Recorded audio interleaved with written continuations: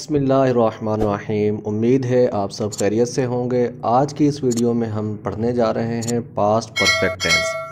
तो चलें गौर से इस वीडियो को देखिएगा, इंतहाई इजी है। जिन्होंने पैसिव वॉइस के बाकी तमाम सेंटेंसेस सीख लिए हैं उनके लिए बिल्कुल भी मुश्किल नहीं होगा, और जिन्होंने नहीं सीखे हैं उनके लिए डिस्क्रिप्शन में लिंक मौजूद है। पिछले पैसिव वॉइस तमाम देख लीजिए ताकि आपके लिए ये वीडियो समझनी आसान हो।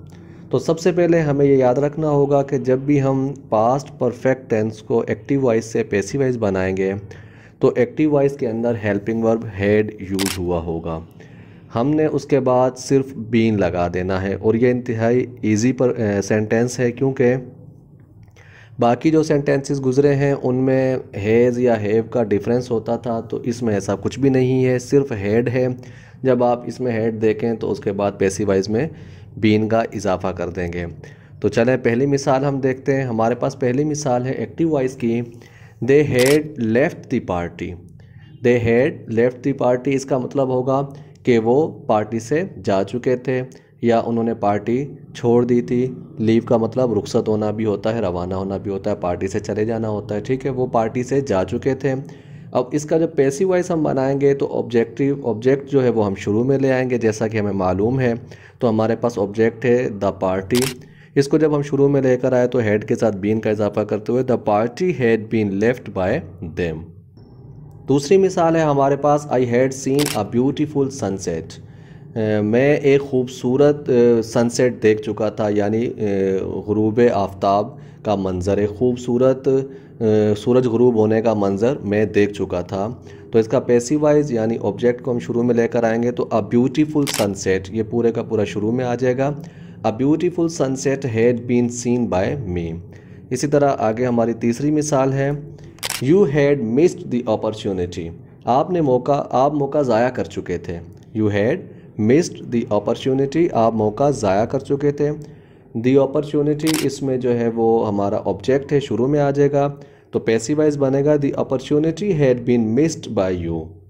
अगली मिसाल देखते हैं हम, we had completed the project by the deadline, यानी मुकर्ररा वक्त तक हम अपनी जो प्रोजेक्ट था हमारा वो हम मुकम्मल कर चुके थे। डेडलाइन का मतलब होता है एक मुकर्ररा वक्त। ठीक है, तो डेडलाइन तक हम अपना काम मुकम्मल कर चुके थे, डेडलाइन तक प्रोजेक्ट मुकम्मल कर चुके थे। तो यहाँ पर जो पैसिव वॉइस बनाते वक्त ऑब्जेक्ट को शुरू में लेकर आएंगे तो ऑब्जेक्ट है हमारा दी प्रोजेक्ट, तो ये शुरू में आ जाएगा the project had been completed by the deadline by us. अगली मिसाल देखते हैं, he had forgotten the promise, वो वादा भूल चुका था। इसका पैसिव वॉइस बनाने के लिए ऑब्जेक्ट को शुरू में ले आएंगे। ऑब्जेक्ट हमारे पास द प्रॉमिस है। The promise had been forgotten by him.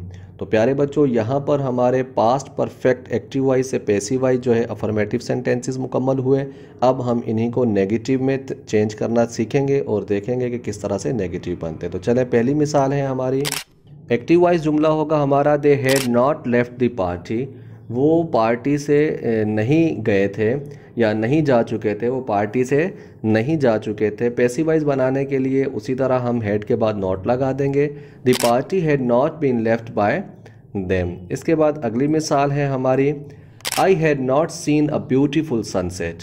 मैंने कोई खूबसूरत गुरूब आफ्ताब का मंज़र नहीं देखा था या नहीं देख चुका था। मैं कोई खूबसूरत गुरूब आफ्ताब का मंज़र नहीं देख चुका था।